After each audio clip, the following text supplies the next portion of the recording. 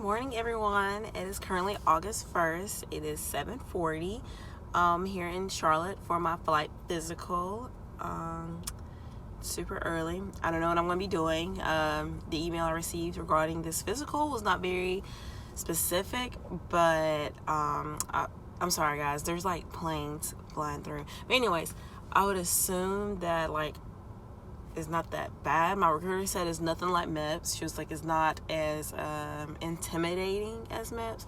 So yeah, we'll see how things go, and I will keep you guys updated after my physical.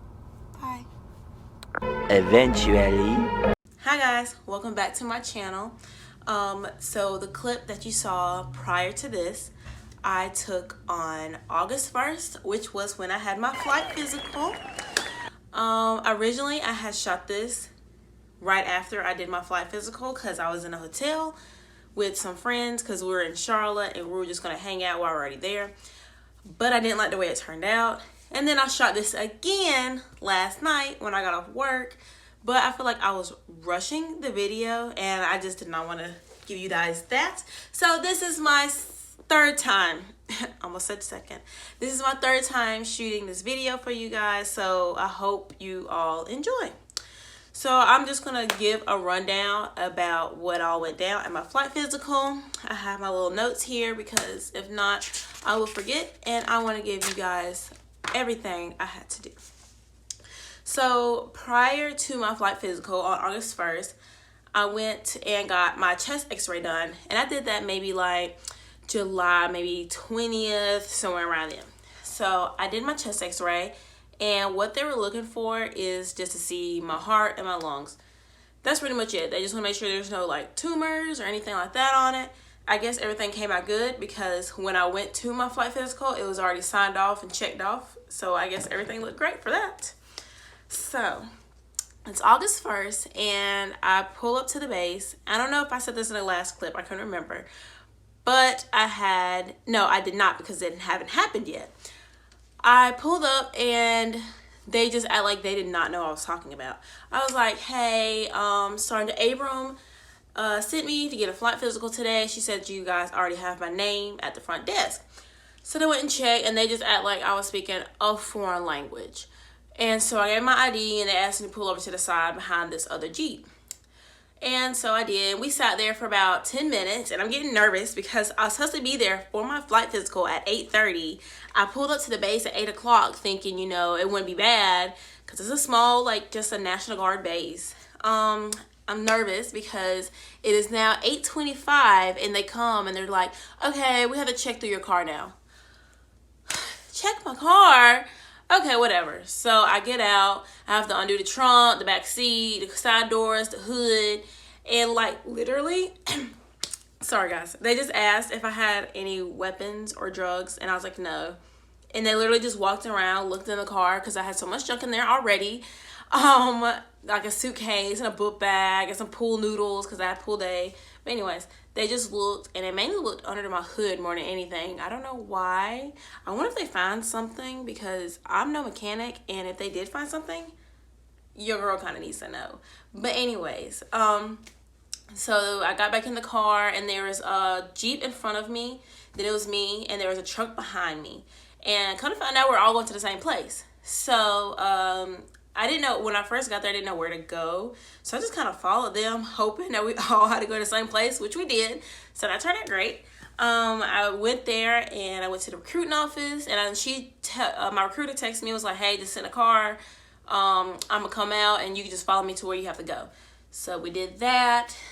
All three of us, no, there was one more guy. So it was four of us. So all four of us drove to where we had to get our physical at.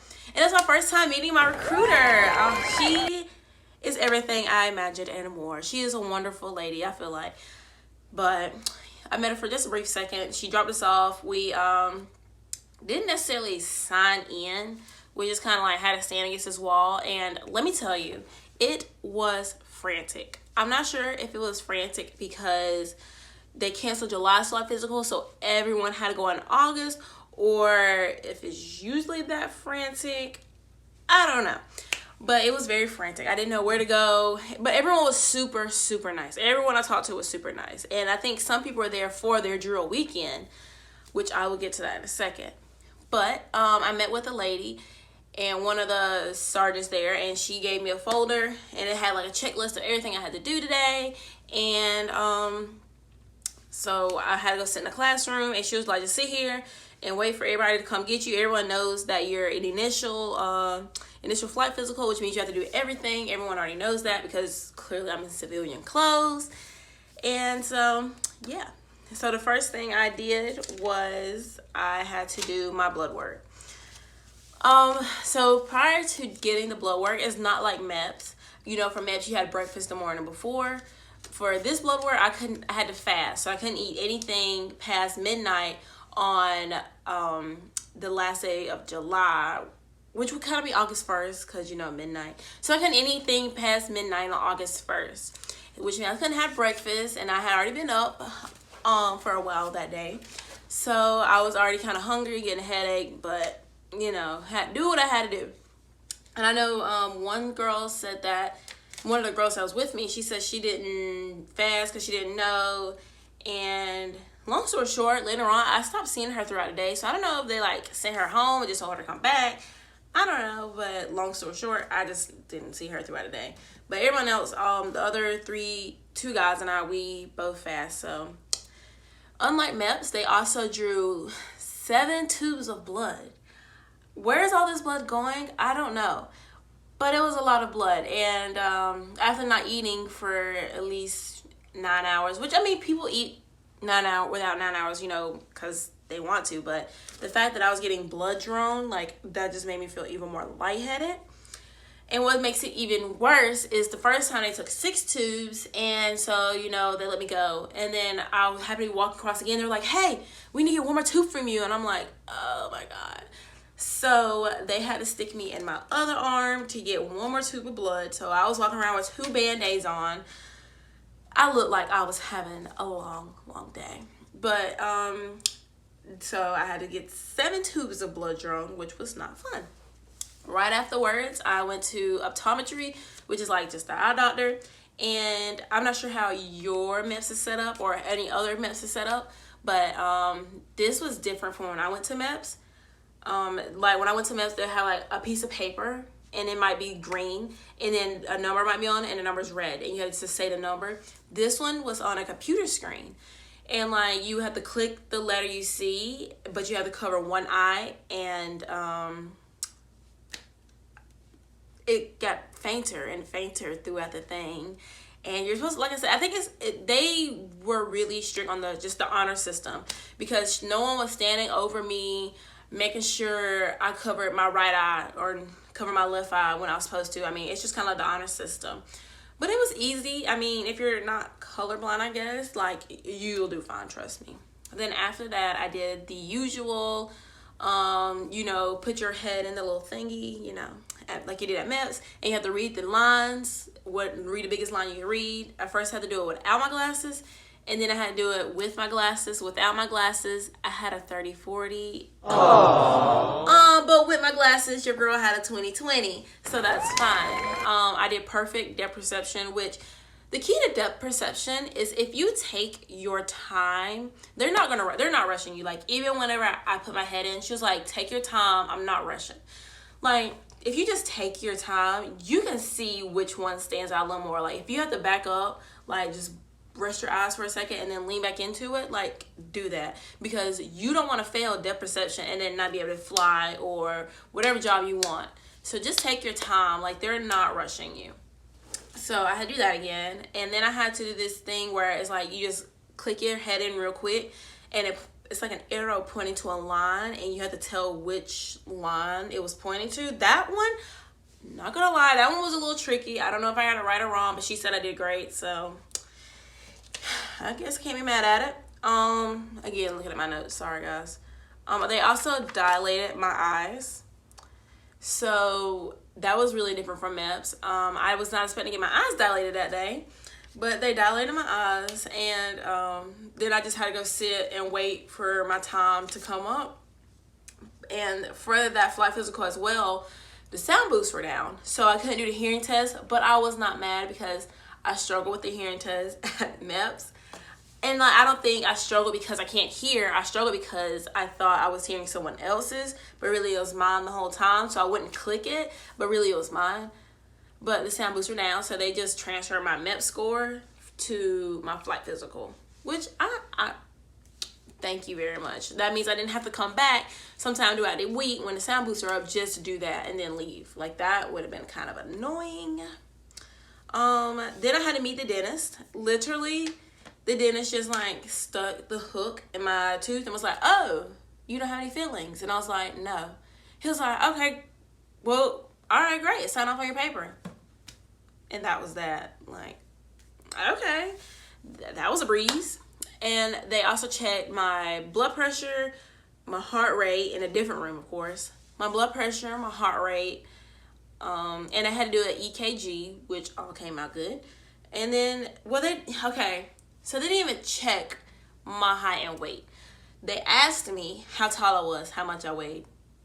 So I really think they were using the honor system here. And then for my urine sample, it's not like MEPS or someone was like in your crotch, like waiting for you to use the restroom. Like, I just went into the stall by myself, peed in the cup, put it on the thing, and they rotated it.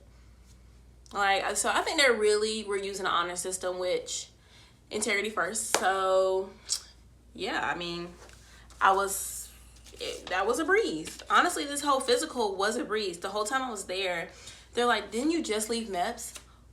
Why are you here now?" Like, MEPS does a more thorough exam than we do here. So why they said you do this again? And you know what? Their guess was just as good as mine. So yeah. Then after my eyes were dilated, she already had looked in them. She did. She already had checked them. And then it was maybe like 12 o'clock, and I could have been done. I could have been done for the day. But then they hit me with the physicians are going to lunch.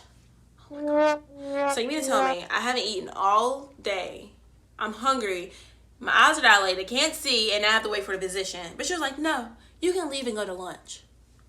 So you mean to tell me I'm supposed to drive to go get lunch with dilated eyes? Cool. Okay. But we thugged it out. They didn't give us no sunglasses, so luckily I had sunglasses already in my car, but I had to wear glasses to the physical, so I had to put my glasses on and then put my sunglasses on top of my glasses. I was looking crazy because my glasses are like wide frame, but my sunglasses are like circled, so I look like a buffoon. But it didn't even matter because my eyes were hurting at the time.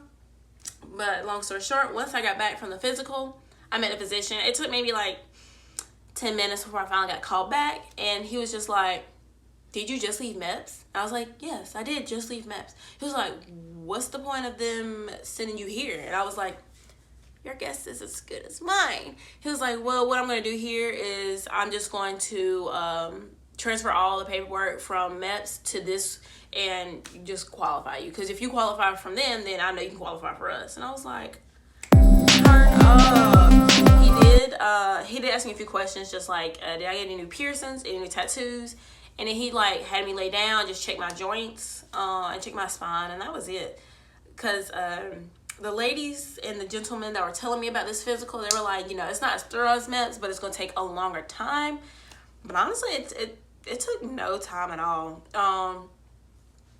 Yeah, like, it took no time. But it's just the fact that I could have been done with this whole flight physical process about 12, maybe 12:30-ish.